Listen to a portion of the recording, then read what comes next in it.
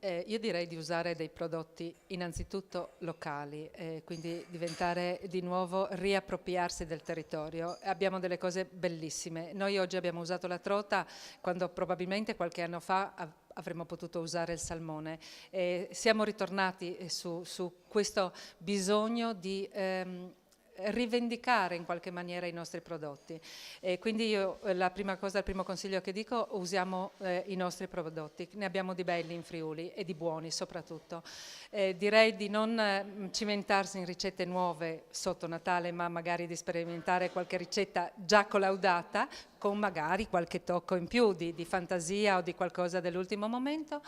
E direi anche un'altra cosa che secondo me è importante è prepararsi un attimo prima. Ci sono tantissime ricette che ti danno la possibilità di fare metà prima, metà in quel giorno, si è molto più rilassati, si è molto più sicuri di riuscire. Il primo piatto come antipasto che abbiamo presentato stasera è un filetto di trota di San Daniele con il suo caviale, con le sue uova, su un letto di finocchio, finocchietto selvatico e arance spelate a vivo.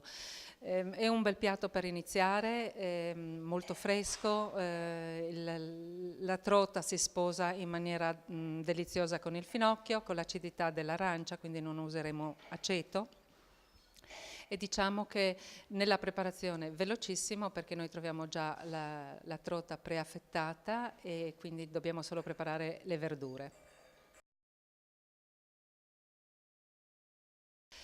Per quanto riguarda la cocotte di semolino è un po' più laboriosa, però come vi dicevo la possiamo preparare prima. Abbiamo una base di polentina, se la vogliamo chiamare così, di semolino, con all'interno delle verdure spadellate tenute molto croccanti, con le cotture molto veloci. Richiudiamo la cocotte con un altro strato di polenta di semolino. La decoriamo perché è Natale, quindi con delle stelline, con qualcosa così, infiliamo in forno per 7-8 minuti e la serviamo direttamente nella sua cocotte. È un piatto bello nel suo aspetto visivo, ma poi è piacevole in bocca, e se poi andiamo con un secondo un po' più importante dove c'è della carne, diciamo che questo primo è un primo bilanciato. È un dolce dove c'è del panettone, c'è una base di crème caramel, viene cotto il tutto insieme al forno a bassa temperatura, a 140 gradi, e lo serviamo con una salsa di cioccolato.